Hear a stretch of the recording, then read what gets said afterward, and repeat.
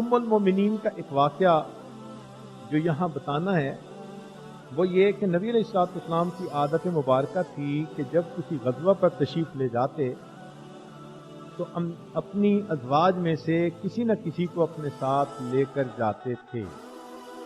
غزوہ بنی مستلق، اس میں عائشہ صدیقہ رضی اللہ تعالیٰ عنہ ساتھ تھیں۔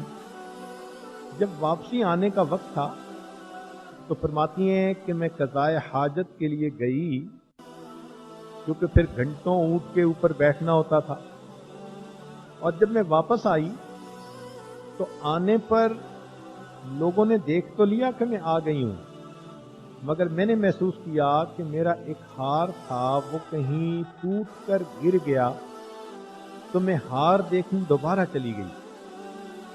ابھی میں ہار ڈھونڈ ہی رہی تھی کہ پیچھے کوچ شروع ہوا، تو جو لوگ میری پالکی کو اٹھا کر اونٹ پر رکھتے تھے وہ آئے، اور کئی لوگوں نے مل کر پالکی اٹھائی اور اونٹ کے اوپر رکھ دی۔ میری عمر بھی چھوٹی تھی، وزن بھی تھوڑا تھا، ہلکی پھلکی سی تھی، ان کو یہ پتہ بھی نہ چلا کہ میں اندر بیٹھی ہوں یا نہیں بیٹھی، اور اس طرح قافلہ روانہ ہو گیا۔ جب میں ہاتھ ڈھونڈ کر واپس آئی تو میں نے دیکھا کہ وہاں تو اونٹ ہی نہیں ہے، تو میں انتظار میں بیٹھ گئی کہ اللہ کے حبیب صلی اللہ علیہ وسلم جب نوٹ کریں گے اس چیز کو تو ضرور میری خبر لیں گے۔ اب وہاں بیٹھے بیٹھے مجھے نیند آئی، رات کا وقت تھا، میں سو گئی، قافلہ روانہ ہو گیا۔ جب صبح کا وقت ہوا تو ایک صحابی تھے صفوان رضی اللہ تعالیٰ عنہ، یہ بدری صحابی تھے، اور ان کی یہی ڈیوٹی تھی کہ قافلہ جب رخصت ہو جاتا تو یہ آخر پر ایک چکر لگاتے اس پوری جگہ پر اور دیکھتے کہ کوئی چیز پیچھے رہ تو نہیں گئی، اور پھر واپس آتے تھے۔ وہ دیکھتے پھر رہے تھے تو انہوں نے ایک جگہ پر کسی کو کپڑے میں لپٹا سویا دیکھا، تو ان کو اندازہ تو تھا کہ یہاں نبی علیہ السلام کا خیمہ تھا۔ فرماتی ہیں کہ میری آنکھ اس وقت کھلی جب انہوں نے مجھے دیکھ کر پڑھا انا للہ و انا الیہ راجعون۔ میں اٹھ کر بیٹھ گئی، میرے اوپر چادر تھی، تو انہوں نے کیا کیا کہ اپنے اونٹ کو قریب میرے لا کر بٹھا دیا۔ میں سمجھ گئی کہ یہ چاہتے ہیں کہ اونٹ پر میں بیٹھوں اور ہم قافلے کے پاس پہنچ جائیں، چنانچہ میں اونٹ پر سوار ہو گئی، اور وہ اونٹ کو چلاتے ہوئے ظہر کے وقت قافلے کے ساتھ مل گئے۔ جب قافلے میں ملے تو منافقین نے دیکھا اور ان کو پتہ چلا، تو منافقین کو ایک پوائنٹ ہاتھ آ گیا۔ ابو جہل کہنے لگا کہ مجھے لگتا ہے کہ نہ یہ لڑکی اس مرد سے بچی، نہ یہ مرد اس سے بچا، اور آپس میں انہوں نے اس بات کا بتنگڑ بنا لیا۔ جب واپس آیا قافلہ تو اللہ کی شان کہ میں بیمار ہو گئی، مجھے بخار آ گیا، اور 1 مہینہ میں بیمار رہی۔ مجھے کچھ پتہ نہیں تھا کہ باہر کیا بات چل رہی ہے۔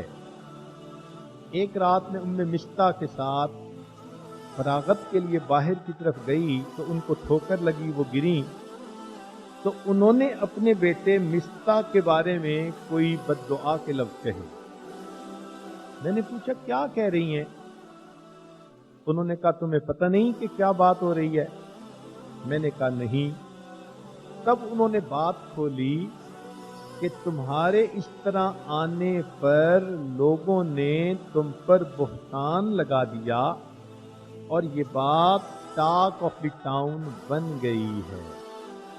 اب جو میں نے سوچنا شروع کیا تو میں نے بھی فیل کیا کہ واقعی پہلے میں بیمار ہوتی تھی تو اللہ کے حبیب صلی اللہ علیہ وسلم میری بہت دلداری فرمایا کرتے تھے، بہت دل جوئی فرمایا کرتے تھے، اور آج اللہ کے اور اس مرتبہ میں بیمار تھی تو آپ تشریف لاتے اور مجھ سے پوچھتے عائشہ تم کیسی ہو، میں بتا دیتی، آپ چلے جاتے۔ اب میں جب واپس گھر آئی تو اللہ کے حبیب صلی اللہ علیہ وسلم تشریف لائے.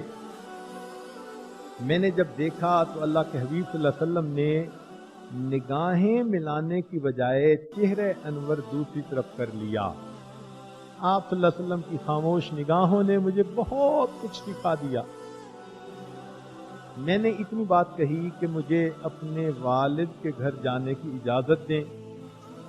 نبی علیہ السلام نے اجازت دے دی. فرماتی ہیں جب میں والد کے گھر داخل ہوئی تو میں نے دیکھا کہ میرے والد کا رو رو کر برا حال اور بیٹھے قرآن کی تلاوت کر رہے ہیں، اور میری والدہ کا رو رو کر برا حال. میں نے اپنی والدہ سے پوچھا کہ کیا معاملہ ہے؟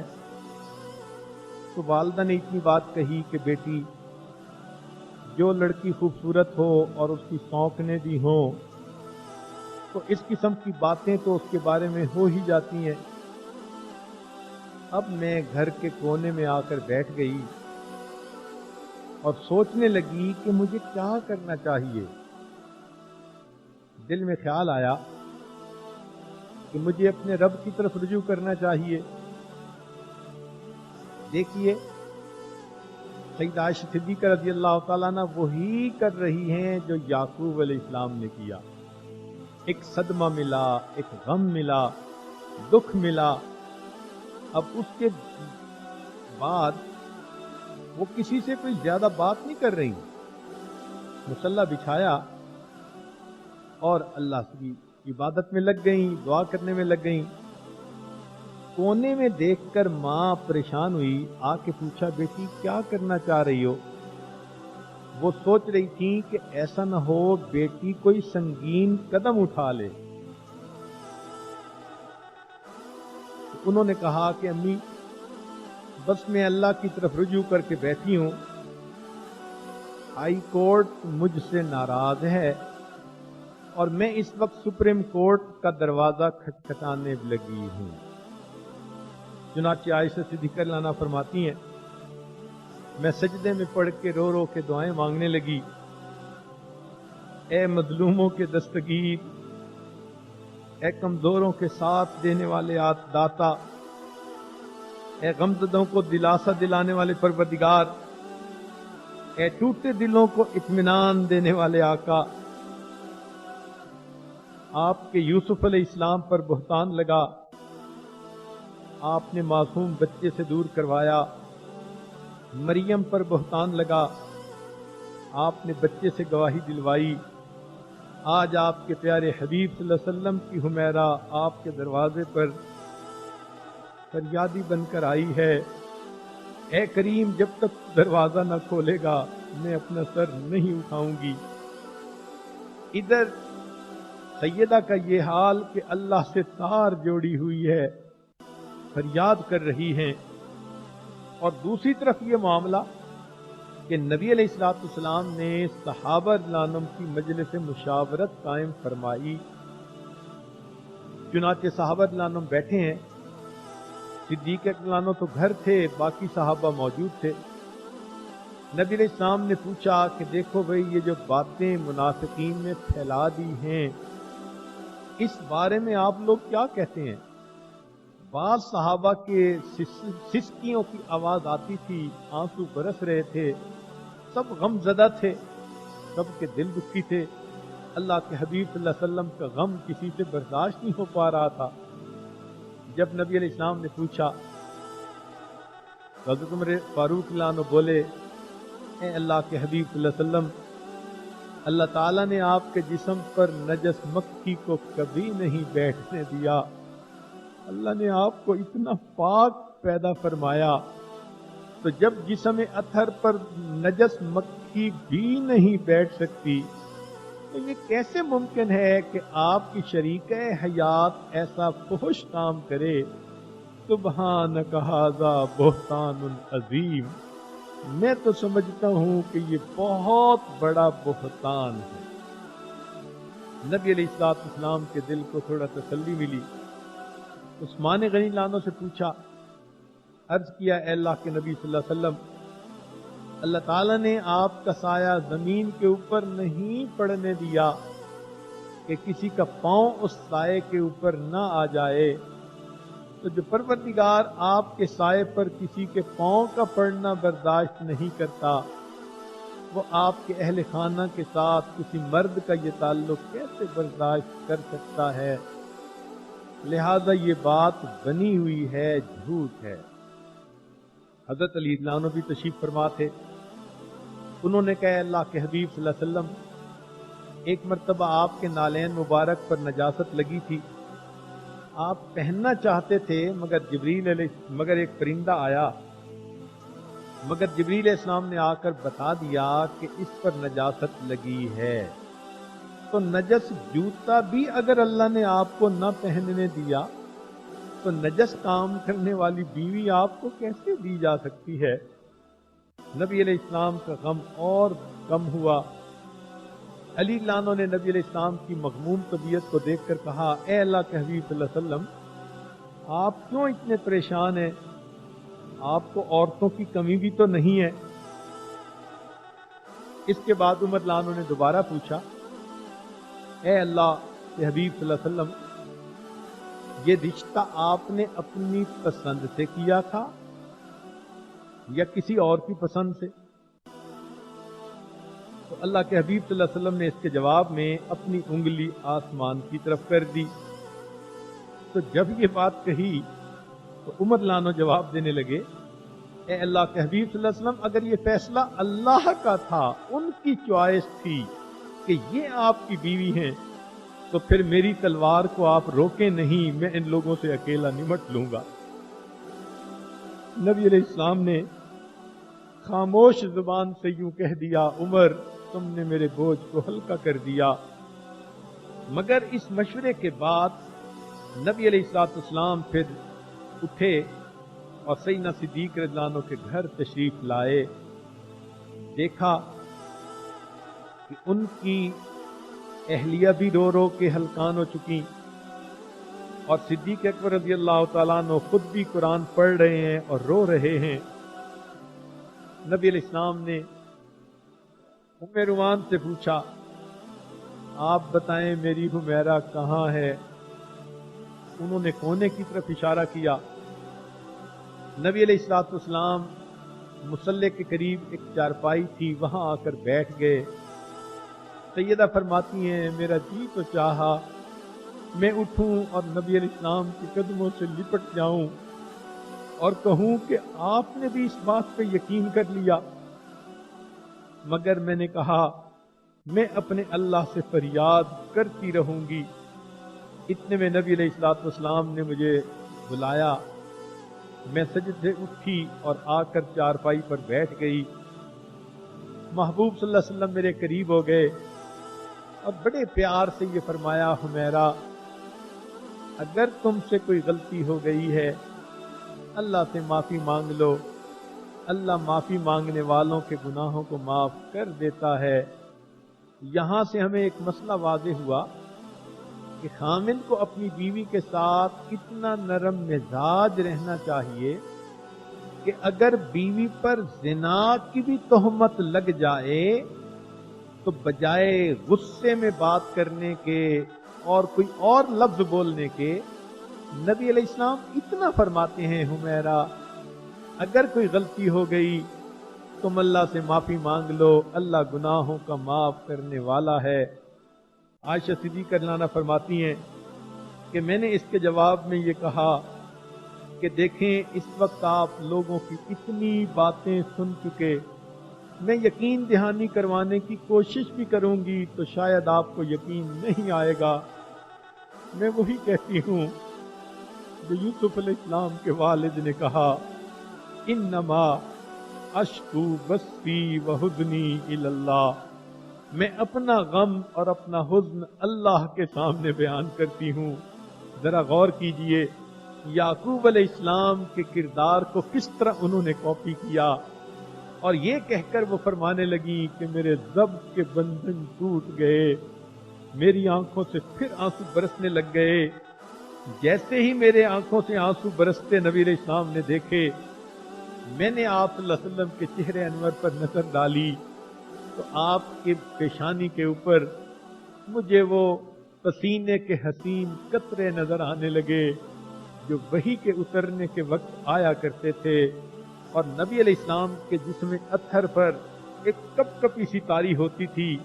نبی علیہ السلام کی آنکھیں بند ہو گئیں۔ میں سمجھ گئی کہ ان کی کال مل گئی، اب اللہ رب العزت کی طرف سے ان کے دل میں بات ڈال دی جائے گی کہ میں اس معاملے میں بری ہوں۔ مگر میں دیکھ رہی تھی کہ میری والدہ اور میرے والد نے نبی علیہ السلام کو اس حال میں دیکھا، پہلے سے زیادہ رونے لگ گئے۔ اس ماں باپ کے دل پر کیا گزر رہی ہوگی جن کی اپنی بیٹی کے اوپر بہتان لگا ہو اور اللہ کے حبیب وحی کی کیفیت میں ہو۔ ماں بھی رو رہی تھی، باپ بھی رو رہا تھا۔ کیا نتیجہ نکلتا ہے؟ فرماتی ہیں کہ میں چہرے انور ہی کو دیکھ رہی تھی۔ تھوڑی دیر گزری، نبی علیہ السلام کا مسکراتا چہرہ کپڑے میں سے اس طرح نکلا جیسے بادل میں سے چاند نکل آتا ہے۔ نبی علیہ السلام نے فرمایا، عائشہ مبارک ہو، اللہ رب العزت نے تیری برات دے دی، اور فرمایا الخبیثات للخبیثین، خبیث عورتیں خبیث مردوں کے لیے ہوتی ہیں، والخبیثون للخبیثات، اور خبیث مرد خبیث عورتوں کے لیے ہوتے ہیں، الطیبات للطیبین، پاکیزہ عورتیں پاکیزہ مردوں کے لیے، اور پاکیزہ مرد پاکیزہ عورتوں کے لیے۔ اللہ نے قرآن مجید کی 10 آیات نازل فرمائی۔ فرماتی تھی میں تو یہ سمجھتی تھی خواب کے ذریعے بتا دیا جائے گا یا الہام کر دیا جائے گا، میں نے کبھی یہ تو نہیں سوچا تھا پروردگار مجھ پر اتنا مہربان ہوگا کہ دوسروں کی گواہی تو بچوں کے ذریعے سے دلائی، اور میری گواہی وہ پروردگار سینوں کے بھید جاننے والی ذات خود عطا فرمائے گی۔ اللہ رب العزت نے اپنے حبیب کے اہل خانہ کی برات خود عطا فرمائی۔ یہاں ایک قانون وضع فرما دیا کہ دیکھو، نہ یہ اصول غلط ہے اور نہ اس کا نافذ کرنے والا کمزور ہے۔ یہ ایک قانون قیامت تک کے لیے ہم نے بتا دیا، پاک مرد کو اللہ پاک عورت دیں گے، اور پاک عورت کو اللہ پاک مرد عطا فرمائیں گے۔ یہ ایک قانون بن گیا۔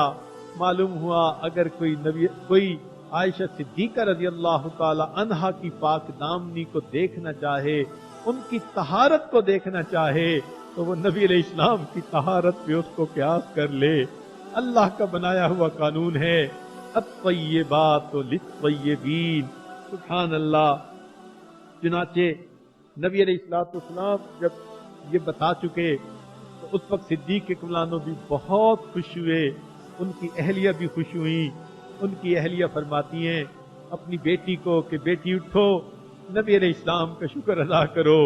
فرماتی ہیں کہ میں نے کہا میں پہلے اس ذات کا شکر ادا کروں گی جس پروردگار نے میری برات عطا فرمائی۔ رب کریم میری راتیں روتے گزر گئیں۔ جواب میں فرما دیا اُولا لہم مغفرۃ و اجر عظیم۔ چنانچہ یہ ارشاد فرما دیا میری حمیرہ، تیرا محبوب تجھ سے کبھی جدا نہیں ہوگا۔ یہ منافق چاہتے تھے کہ تم کو جدا کر دیں، لیکن میں نے برات دے کر فیصلہ کر دیا کہ اب میرا محبوب آپ سے کبھی جدا نہیں ہوگا، بلکہ اس کا وصال ہوگا تو تیری گود میں، بسیرا ہوگا تو تیرے حجرے میں، قیامت کا دن ہوگا تو محبوب کی انگلی پکڑ کر میرے سامنے پیش ہوگی۔ سبحان اللہ۔ یہ اللہ رب العزت کی طرف سے کتنی رحمت کا معاملہ تھا۔ کہنے والے نے کہا تیری پاکیزگی پہ نطق فطرت نے شہادت دی، تجھے عظمت عطا کی، عافیت بخشی، فضیلت دی۔ خدائے لم یزل کو بارہا، خدائے لم یزل کا بارہا تجھ کو سلام آیا۔ مبارک ہیں وہ لب جن پر ازل سے تیرا نام آیا۔ رسول اللہ نے رکھا ہے صدیق کا لقب تیرا، فقط فرشی نہیں عرشی بھی کرتے ہیں ادب تیرا۔ شرف تیرے دوپٹے نے یہ جنگ بدر میں پایا، اسے پرچم بنا کر رحمت عالم نے لہرایا۔ تیرا حجرا امین خاص ہے ذات رسالت کا، فرش پر ہو کے دی ٹکڑا ہے وہ باغ جنت کا، اسی میں رحمت للعالمین رہتے ہیں، تیرا حجرا ہے جس کو گنبد خضرا بھی کہتے ہیں، شفاعت کی تیرے رحمت قدا سے ابتدا ہوگی، اسی پر امتوں کی مغفرت کی انتہا ہوگی۔ اللہ رب العزت کی طرف سے مہربانیاں دیکھیے کہ ایک قانون بنا دیا قیامت تک کے لیے، پاکیزہ عورت ہوگی، اللہ پاکیزہ خامد عطا فرمائیں گے، پاکیزہ خامد ہوگا، اللہ پاکیزہ بیوی عطا فرمائیں گے۔